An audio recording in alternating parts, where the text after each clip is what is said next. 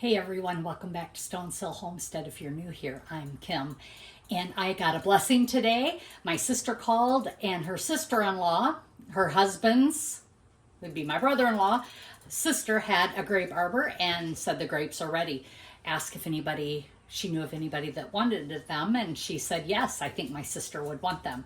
So we went and picked grapes this morning. So now I have got them cleaned. I've got the first batch started. We got to cook them down for about an hour to get that juice, and then I'll run them into one big container so that the juice just blends all together. I could jar it right away, but I'm not sure how I'm going to do it and what kind of bottles I'm going to put it in. So I wanted to get it all into one container first. So they are started. Come along and let's see what we can come up with. Here I am steaming the grapes in the juicer. The first steamer basket produced 3 quarts of juice. And I've got at least a lot more. So now we are jarring it. I did put 1 tablespoon of sugar in each quart jar. It's mainly a concentrate, and so I just sweetened it up just enough so that we can drink it. We can add sugar more when it's time to make it, or we can use this for jelly, which we will be doing. So I didn't add any sugar like it calls for. It calls for a lot of sugar, and I'm just not doing that. So 1 tablespoon. I could do it with absolutely none. That would not be an issue at all, but I do want a little bit in it just to help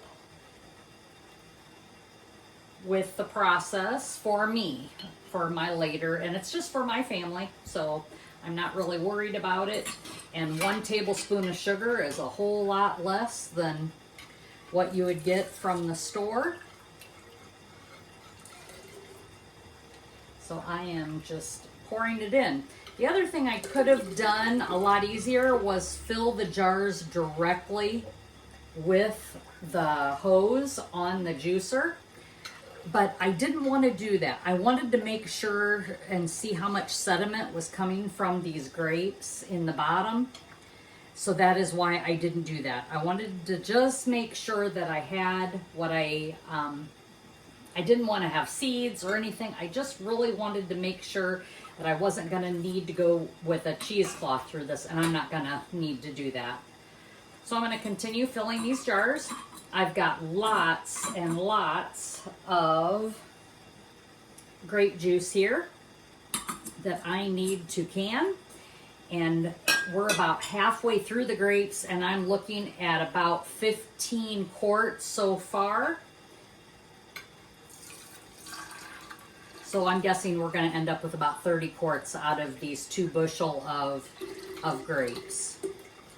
So we will have a bunch for the winter, as well as be able to make grape jelly. So I'll come back after a bit and show you where we're at with the rest of these grapes. And hopefully I'll get them all water bath tonight yet. I only have to water bath them for 15 minutes. And we'll use our 4 jars lids and get these all completed, hopefully yet tonight. And it will be a great treat come this winter. So here you see me going to the water bath canner. I only have 1 more batch yet to process, and you see them in the far end of the table. And I'm getting ready to pull out these quart jars from the water bath canner. We ended up with 33.5 quarts of grape juice concentrate. What that means is you can't just drink it right out of the jar. It's going to be very thick. 1 cup of concentrate to 2 cups of water is how you reconstitute it for drinking. You can add sugar at that point if you want. Also, we will be using this grape juice concentrate to make jelly. You take 4 cups of grape juice concentrate, to 4.5 cups of sugar, and of course pectin. It's up to you whether you add the sugar or not, but make sure you use the right kind of pectin. We use Pomona's pectin, so we have minimal sugar in it, and we have a great product for the winter.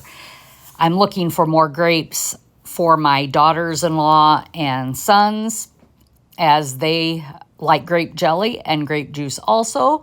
And my oldest son has a talent for making mead, and I believe he would probably be interested in that for that reason. So we are looking for more grapes, and I'll let you know how we do that. And a grape jelly video will come later on. So I've pulled these out of the water bath canner, and you see me in the background. I am adding the new ones back right into the water bath canner. Hot jars, hot juice, hot water.